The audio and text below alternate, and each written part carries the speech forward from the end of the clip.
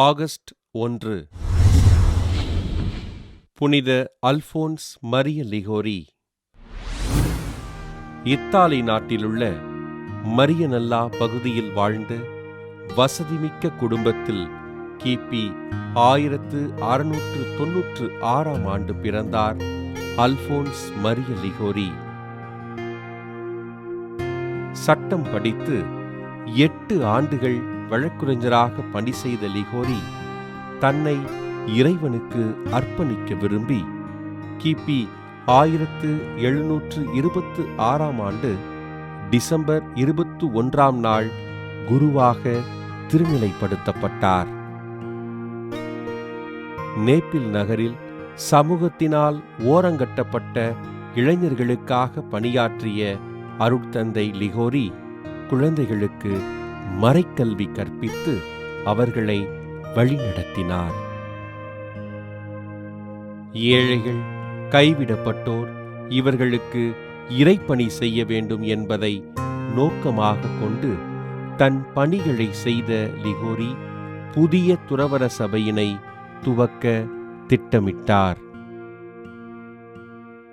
கிபி 1732 நவம்பர் மாதம் 9 இரட்சகர் சபையினை துவக்கிய அருட்தந்தை அல்போன்ஸ் மரிய லிகோரி நற்செய்தி போதிப்பதையும் ஏழைகளுக்கு கற்பிப்பதையும் சபையின் நோக்கமாக வரையறுத்தார்.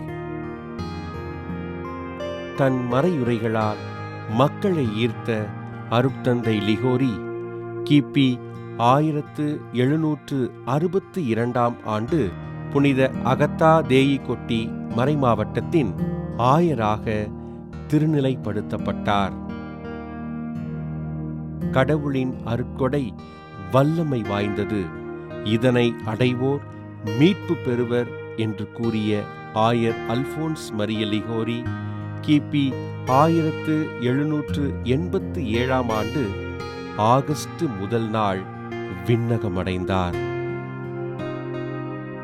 அறநெறி இறையியல், மரியின் புகழ் மாலை, இரட்சணிய பாதை, கிறிஸ்துவின் உண்மை மறை வாழ்வு போன்ற நூல்களை எழுதி இறை விசுவாசத்தினை கட்டி எழுப்பிய ஆயர் அல்போன்ஸ் மரிய லிகோரி அவர்களை திருத்தந்தை 16 கிரகோரியார் புனிதராக உயர்த்தினார். புனித அல்போன்ஸ் மரிய லிகோரியின் திருவிழாவினை கொண்டாடுகின்ற நாம் இரட்சகர் சபை குருக்களுக்காகவும் அவர்களின் பணிகளுக்காகவும் ஜெபிப்போம்.